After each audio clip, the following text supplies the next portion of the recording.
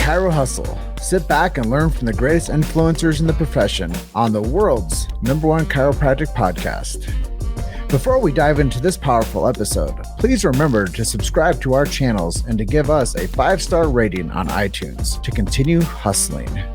This episode is sponsored by Imaging Services, Chiro Health USA, Chiro Moguls, Pure Chiro Notes, Titronics, Sherman College of Chiropractic, New Patients in a Box, the Influencer Authority Podcast Training, Mango Voice, Life Chiropractic College West, and M-Sculpt. Let's hustle. Hey guys, welcome to episode 492 of the Chiro Hustle podcast. I'm your producer, Luke Millette, and here's your host, James Chester. So today we have the opportunity of interviewing Dr. Chris Cohen. And if you want to hear about how to correct the spine for optimal health, stay tuned. Welcome back. This is another episode of Chiro Hustle podcast. I am pumped for this episode with Dr. Chris Cohen, coming in from Gig Harbor, Washington. And today, Chiro Hustle is coming from Austin, Texas. I'm really excited to be down here. They do say everything's bigger in Texas, so hopefully this episode will be even bigger coming from Texas. But before we jump into this episode, I want to let everybody know the big why. Why do we do what we do over here at Chiro Hustle? Well, freedom of speech. That's pretty important. As we've seen what's happened over the past 3 years, that's been a huge problem for small people to big people. Family freedom. I really believe that people should have freedom for their families, specifically medical family freedom. And those are really big purposes as to why we do what we do over here, because we believe that chiropractic is the catalyst for family health freedom, medical freedom. And I love the freedom of speech within chiropractic. So based on that, we do support BJ Palmer's Sacred Trust. If you do not know what this means, go to your favorite search engine and look for BJ Palmer's last words. And the Sacred Trust is near and dear to my heart. So let's keep protecting that. And then we do believe in subluxation-based chiropractic. I know Dr. Chris and I are going to have a little path of conversation on that topic today, because he believes in the correction of the spine, and I do too. So I just want to make sure that we have historical resonance for some of these, and the lexicon of this language behind chiropractic stays rich. And then we do believe in innate intelligence and universal intelligence, and that when man or woman, the physical, get adjusted, it connects them to man or woman, the spiritual. And with that being said, Dr. Chris Cohen, welcome to the show. Hey, thanks so much for having me. Appreciate it, James. You know, it's a big conversation, this profession of chiropractic. And I tell people all the time that chiropractors are artists, and it's a healing art. And you don't have to believe in chiropractic. It works whether you believe it or not. It's like gravity. Exactly. And I tell people all the time, it's kind of funny, but I say, you know what's a belief system? The Easter Bunny or Santa Claus. And I was like, a lot of times people want to come up and give me that, oh boy, I believe in chiropractic. And I say, yeah, it's cool that you do believe in it, but it's a healing art. And every chiropractor practices a little bit different. And I'm glad that somebody's checking, detecting, and correcting your spine. Yeah, I agree 100%, man. I love that one too. Somebody says, well, I believe in chiropractic. I go, I don't. They look at me like, what do you mean? Like, well, what? I don't need to believe in it. It's a science, right? I mean, there's an art to it, but it's a science. There's measurables and provables. I don't have to just have faith in it. It's like you said, it's just like gravity. You can fight it if you want to, but good luck, right? It isn't going to work well. It isn't going to be a great shot for you if you try that.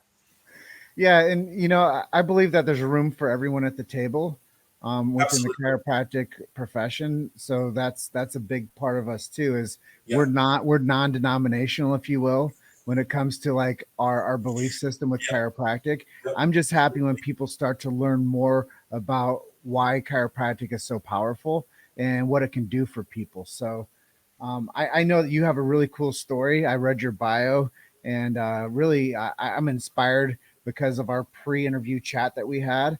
So let's just like jump right into you, the practitioner. And how did you get into chiropractic? And maybe you could share with our audience your story. Well, so I was a teenager And from the time I was 16, so you look at guys that like when you look at car insurance rates, right? There's a reason that guys from 16 to about 25 have the highest insurance rates. I can't say that I contributed to lowering of that rate in any way, shape, or form. When I was a kid, I was distracted like a lot of guys are, and I'd get car crashes, and not just one.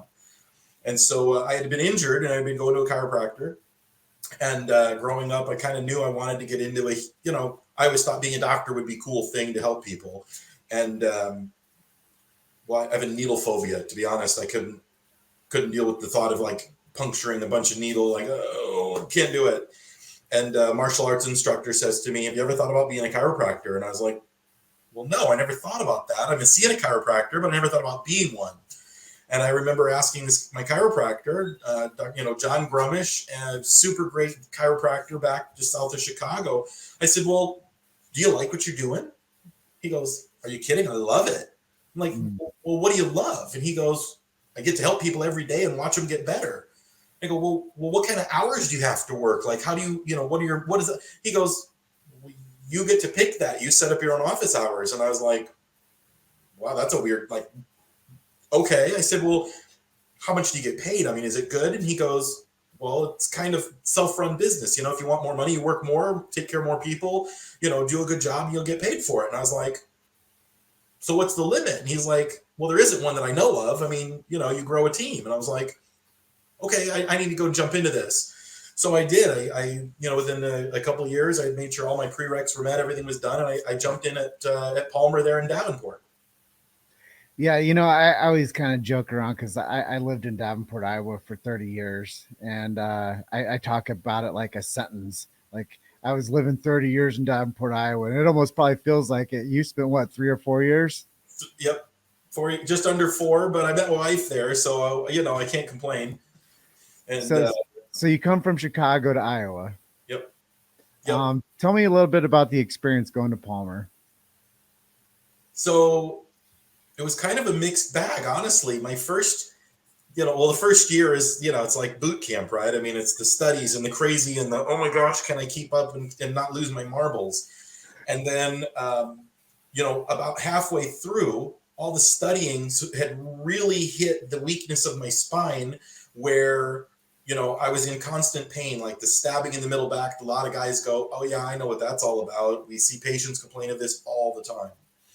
And I was getting adjusted and getting adjusted and getting adjusted, sometimes 2 and 3 times a day, which obviously now looking back, I go, that probably wasn't the smartest thing, to the point where I was almost going to quit school, right? Like I almost dropped out. I remember like, oh my God, what am I doing here?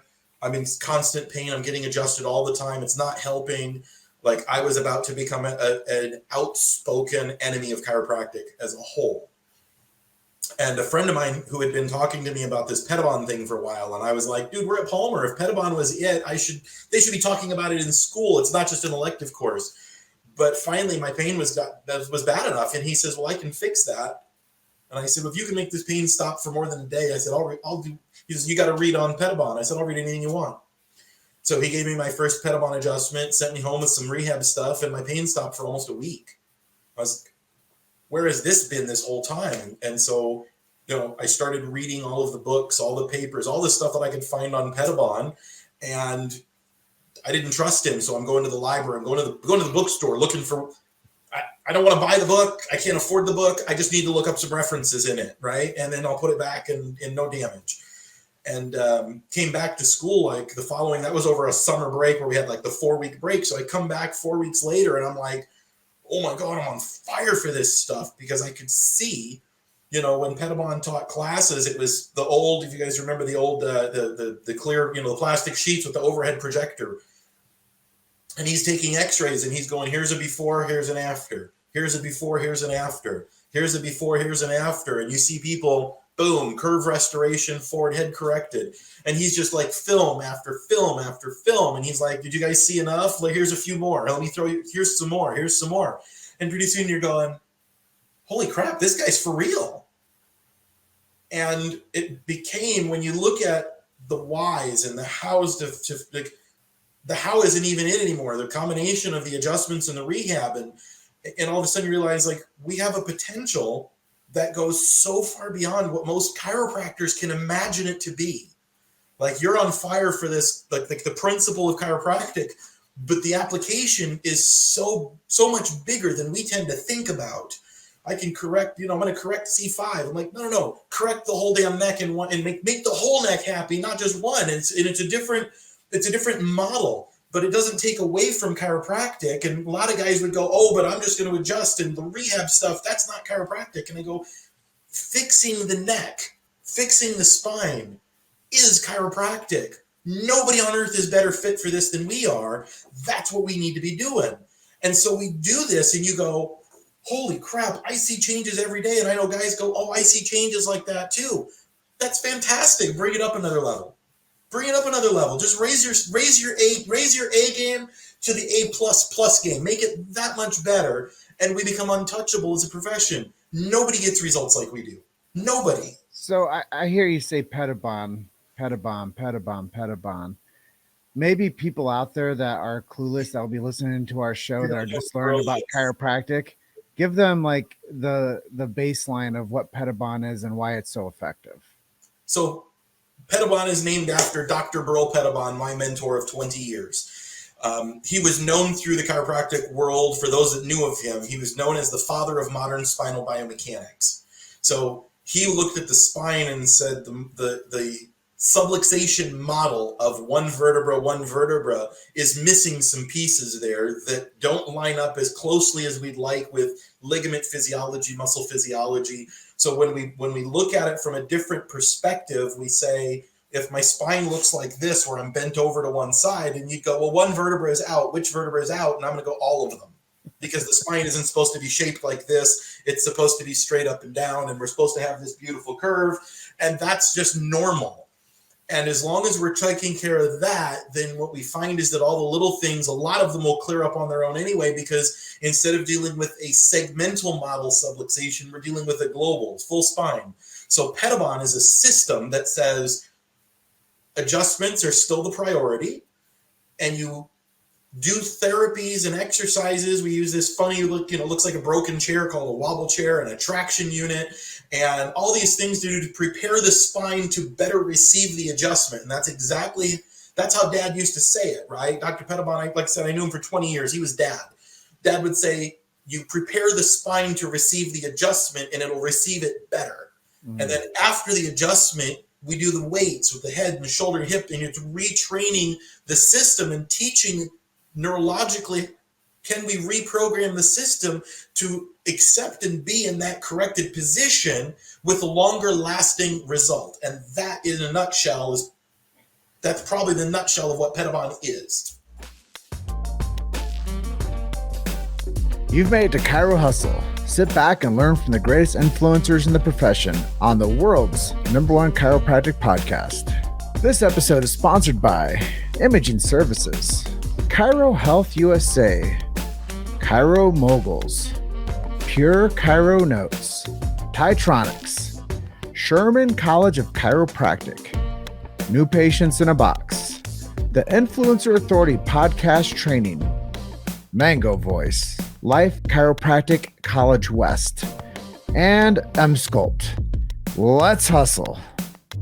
I love that, because I do believe that a person's body is not just a segment, it's the whole body.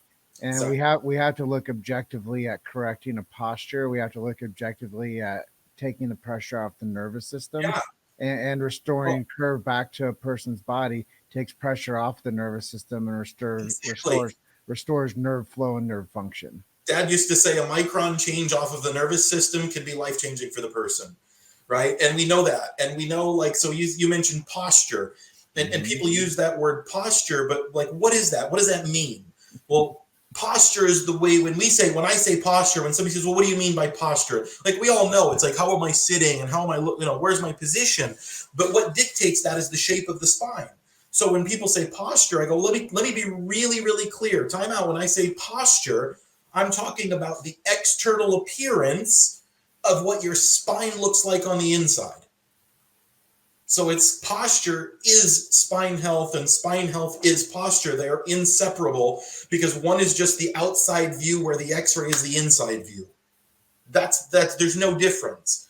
And so correcting posture, correcting spine, correcting subluxation, like we were chatting a little earlier, and I said, I don't use this term subluxation based chiropractor simply because I don't like it. I don't like it. And I'm not saying that the spine doesn't misalign and that the subluxation doesn't happen. I'm not claiming that. What I'm saying is when somebody comes through the door and they go, oh, yeah, my last chiropractor told me I had subluxation. I go, great, let's fix that. I'm a correction-based chiropractor, not a subluxation-based chiropractor. The subluxation is not the basis for my care. The correction is. And while that sounds like splitting hairs, the distinction becomes really, really important because I want to fix that damn thing. I want to fix the whole thing and watch people get better and see results that who else on earth is going to get it to them? I think it's imperative that people have a bigger conversation about chiropractic, and that's a big why of this show. Yeah. Like, why are we having these conversations? Is so we can make distinctions, because if I don't have this conversation with you today, this stuff doesn't get released and no one has this cultural conversation on chiropractic. Exactly. It's your echo chamber of practice, and the people that practice your style and your understanding of chiropractic understand it. But the vast majority of people that are not getting necessary care and don't know where to go or who to trust. I go back to Napoleon Hill quote all the time: is become known, liked, and trusted for like everything that you do. But I've really cracked the code, and I just want chiropractors to become known, loved, and trusted, because the love is the quotient of what you do. Like, love what you do. Yep. And that's really where I think the chiropractor can win in this world of like mistrust now, specifically within the medical model. We can add a lot more validation to chiropractic because proving it on a mathematical model that there are ideal curves to a spine, and that we can restore people back to an ideal curve and an ideal posture based on their x-ray. I think that's where the profession can go. And every other medical practitioner does this now. They shake their head, yes. They shake their head, yes, yes, yes. I want that too. I had a lady come in last week and she says, I've been to a bunch of chiropractors. I've been to the medical doctors. I've been to PTs. I've been to OTs. I've been to neurologists. I've been to everybody I can think of. And somebody told me I should come and see you because of this. And she brings her son in with her for the report of findings. And I said, well, what do you do? And he says, well, she owns the company and he runs it. They make orthotics and prosthetics and things like that. And so she says, well, tell me about your, what's the care recommendations after I go through all of her problems, damage to the joints, damage to the ligaments, degenerative changes, you name it. She's just a mess. And I said, well, here's what we need. And he looks at me and he goes, so what's the length of care going to look like? You think 4 to 6 weeks? And I said, not a chance, like maybe 4 to 6 months if we're lucky. I said, but that only deals with this portion of the problem. Then you got the ligaments, and then it's going to be, all of this care. And he starts nodding. He goes, oh yeah, I didn't think of it like that. He goes, that actually makes sense with the physiology. And I'm like, thank you, right? It makes sense with the physiology because that's what the basis, that's where the blending of, we talk about it's an art and a science together, right? And that's that art and science blend where you have to have the artistic side of it is, how do I choose to adjust? How do I choose to lay out somebody's, this is what we're going to adjust. And all these little detailed things that each person's, each doctor's flavor kind of comes out, so to speak. But then there's the science of it that says muscles will strengthen in a certain amount of time, given the proper input. Ligaments will only heal in a certain time, given the proper, addition and removal of certain stressors. And that's the science side of it. And when we look at, as a chiropractor, my town, Gig Harbor is kind of a small town. And I look around and I think, if a medical doctor screws up a patient, everybody kind of goes, oh, bad thing with a medical doctor, just go find a new medical doctor. But somehow if a chiropractor messes up with a patient, chiropractic is bad. And it's a total crock of right? But that's what it is. And so when people go, Doc, you study a lot. Like, why? And I said, because I can't afford to be wrong. Because your health, one, your health depends on it. And two, if anybody screws up, the first thing they're going to do is go, oh, see, chiropractors, those guys aren't real doctors. Those guys aren't this. Those guys aren't whatever. And so my goal is to be the best healthcare provider, not just the best chiropractor, but the best healthcare provider in my area. And I'm working on making that area bigger. Like, watch the whole Western Seaboard. Everybody's going to know, if you got a problem, you come and see me, because why not? Right? That's how, I mean, and not to say there's not great chiropractors. I mean, I'm just saying, it's just the goal is to become like, we've got to be the best doctors there are, where people don't say to us anymore, well, let me go check with my real doctor. We give them a recommendation. They go, well, let me go check with my real doctor. If I had $1 for every time I heard that, it's like, your real doctor? Oh, thanks. You know, I'm like, your real doctor doesn't have a clue what to tell you about your spine. Well, let's get you to some PT. Okay, they're not fixing you either. Right? So it's putting all of these things together and having each doctor's flavor come out and holding ourselves to this standard that says, we correct this. Anybody in my town damn well knows, if you've got a spine problem, the first place you do is you get to me. And if I feel like you need something like an ortho or something outside of like, oh, you broke something, maybe that's a little bit more than we're going to handle in this office. You know, we should be the first stop. We shouldn't be like, well, I've tried everything. Well, I honestly believe, Dr. Chris, that there's room for everyone at the table. We just need to be more considerate of everyone's disciplines and know that there's a purpose behind everybody becoming a professional with their standard of care. And the worst thing to do is ever discredit somebody for what they believe in. And right. I think that, you know, I do believe that chiropractors can work with other disciplines in the medical world. 100%. And we have to be more considerate of other people for their why. I mean, chiropractors are loud and proud about their why, and we've already had the negative brand equity for years. And you know, we're starting to recover some of that because people in mainstream, they're starting to realize, the ones that are the decision makers, that this is good for them. Yes. So now we're starting to win their popular vote. Yes. And I think that that's really how chiropractic wins long term, is we just have to keep on being considerate of other disciplines in the medical world and not saying that they're not the right people, that they're wrong, that they have, you right. know, that right. you shouldn't go see them. Because how does that feel to us? Oh, yeah. How does that feel to us? Yeah. Oh, no, I would never tell somebody don't go see them. I say just to be mindful of, like, when we talk about disciplines, right? It's kind of like, I heard this the other day. Somebody says, well, you know, how many aspirin does it take to straighten your teeth? And I thought, wow, that's genius, right? I mean, obviously there's no amount of medication that's going to fix anybody's teeth ever, because that's not the problem. It's not the answer to their problem. Mm-hmm. And so it's like, I work with a ton of MDs. Like, I'm not bashing the MDs at all. No, I wasn't saying that. But good. But it's the question of the model of healthcare, right? Allopathic versus holistic, and chiropractic care is the to me, it's like chiropractic is the peak of holistic healthcare, right? Without that, it's like you're missing, like, what you're missing stuff, right? And we can continue to treat symptoms, or we can say, hey, why don't we actually fix the underlying issues? And I think that's where, like I said, like I get guys that say subluxation based chiropractic. I mean, and I'm like, I'm in no way knocking them. They're simply discussing it. They're using different terminology, I think, to try and get to the same point that we're getting to. We want to fix, right? Fix the spine, put it all together. And we just have a blast doing it. And I think that, you know, when we look at it that way, people come into my office and it's like, well, I've got a doc. I literally hired him less than 6 months ago. He's brand new. He just got licensed 2 weeks ago. Right.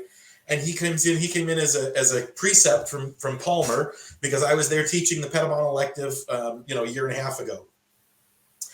And I'm in class and I'm teaching and I'm laughing and we're having a good time with it. And I said, guys, you're going to laugh. You're going to have a blast. This weekend should be fun for you. It's going to be fun for me. You're going to laugh with me. You're going to laugh at me. I don't care.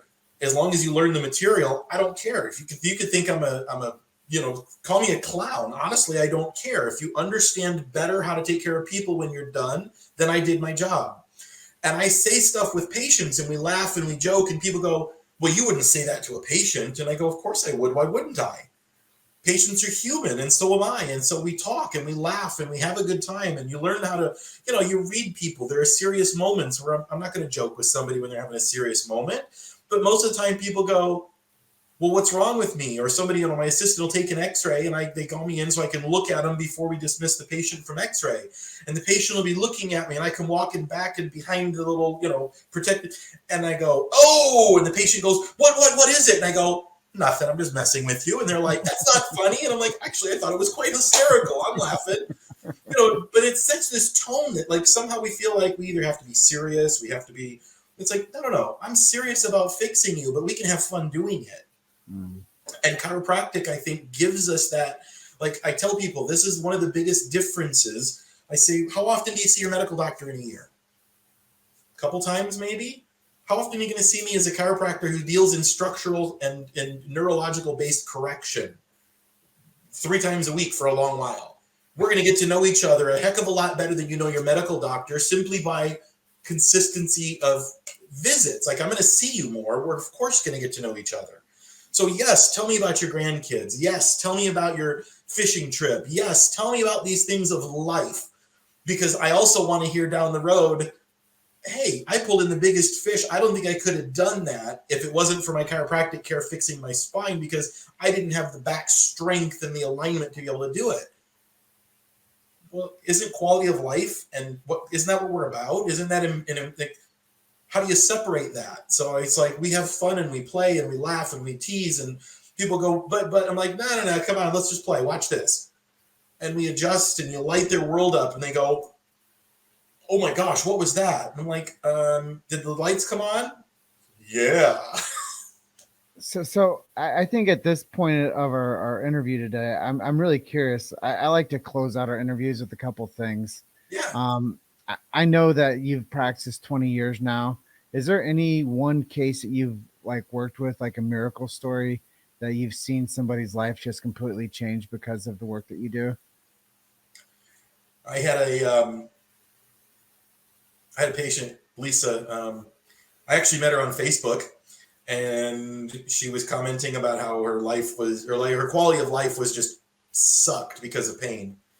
And I said, I can help you, I'm sure. And she says, if you think you can help me, I'll drive in and see you. And it was an hour and a half each way. And she drove in and she was seeing me literally 3 times a week for several months. And when she started with me, I said, your spine, you got some pretty nasty damage going on in here. And I said, what's your goal? And you can't say pain relief because that's not a real goal. That's just, that's a surface level. I said, what's your goal? And she says, I've got family in Norway. I've always wanted to go visit, but I didn't think I could handle a flight. And it took us probably 9 months, maybe a year before we got her where she could handle the flight. And I get a little emotional because the bittersweet of it is the day before that she was supposed to be leaving, her father passed. And she calls me and she says, my dad passed. And I said, I'm sorry, what are you going to do? And she says, well, he told me I should go because of all this hard work we've done. So I'm going to just go and we'll do the funeral and whatever when we get back. But here was a woman who had been in constant pain for a number of years. And her dream was to go visit her extended family in Norway. And it was this bittersweet of her dad passed. And at the same moment, she's leaving to go and visit. And it was like this wild. And I just like that one just grabbed me just a little bit because it was this bittersweet, so to speak. But she still comes in once a month. She drives in a hour and a half each way. And we've been working with her for a number of years. And she's a champ of her home care. And she does, I could ask her, hey, I want you to stand on your head and spin 3 times. And she'd go, okay, I'll go figure out how to do it if that's what it takes. But she did. And, it's one of those cases where you just kind of like. Well, I say a lot of balanced things on, when I get my color moments to speak. And I tell people that chiropractic gives years to your life and life to your years. And you can either pay for health now or you'll pay for sickness later. And I think this is a prime example of that. Is you do get life when you take care of your life, and you will get health when you invest in your health. And I really believe at the anchor of this show, um, we can change people's lives if we have fun with them, if we tell them the truth, and Yep. if we advocate for them and don't let it up easy on them. And I think that that's why I fell in love with the beautiful profession of chiropractic, because it does deliver something that you can't get anywhere else.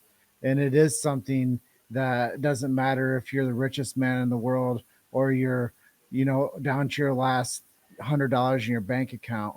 It is something that can definitely change the course of your future, and it can make you a better representation of what you want long term.